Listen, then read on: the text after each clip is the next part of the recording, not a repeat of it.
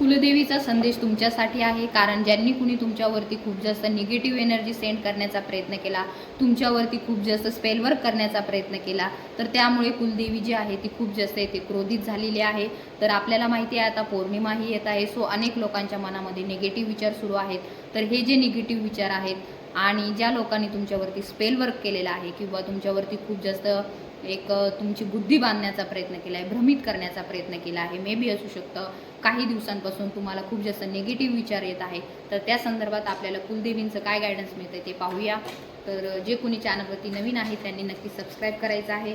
तर ज्यांनी कुणी तुमच्या वरती स्पेल वर्क करण्याचा प्रयत्न केला, तर त्यांचे इथून पुढचे जे दिवस आहेत ते दुःखाचे आणि कष्टाचे सुरू झालेले आहेत आपल्याला दिसून येत आहे. त्यांच्या जीवनामध्ये आता इथून पुढे जे असणार आहे खूप जास्त फायनान्शियल प्रॉब्लेम्सला त्यांना सामोरे जावं लागणार आहे. तसेच जे असू शकतं त्यांचं हेल्थही खराब होऊ शकतं. येथे कुलदेवी जी आहे खूप जास्त क्रोधित झालेली आहे. जरी तुम्ही त्यांना उत्तर दिलं नाही तरीसुद्धा तुमची कुलदेवी जी आहे ती त्यांना येथे उत्तर देताना दिसून येत आहे.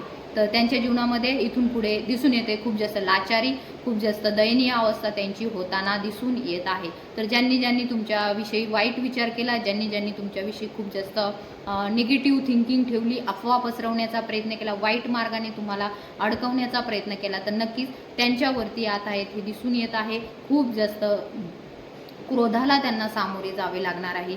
जे की त्यांची कुलदेवता जी आहे, ज्यांना ज्यांना त्रास दिला त्यांची कुलदेवता जी आहे ती येथे क्रोधित झालेली आपल्याला दिसून येते की इथून पुढे त्यांच्या जीवनामध्ये खूप जास्त कष्टाचे दिवस सुरू होणार आहेत.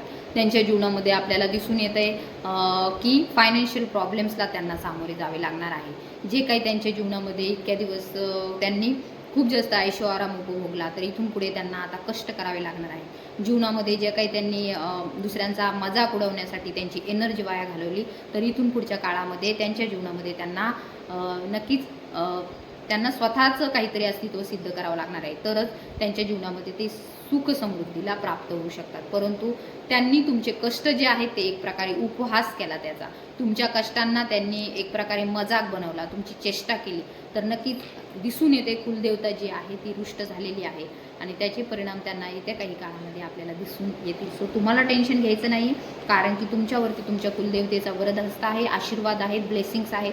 सो तुम्हाला ह्या गोष्टींचं टेन्शन घ्यायचं नाही आहे. परमेश्वर ह्या सगळ्या ज्या गोष्टी आहेत, कुलदेवता सगळ्या ज्या गोष्टी आहेत, एका वर्षाच्या आत तुमच्या जीवनामधून सगळे दुःख, संकट, दारिद्र्य आणि असे निगेटिव्ह लोक, अफवा पसरवणारे लोक यांना दूर करत आहे. So claim it this reading and तुमच्या कुलदेवतेच्या नावाने तुम्हाला कमेंटही करायचे आहे. So thank you so much.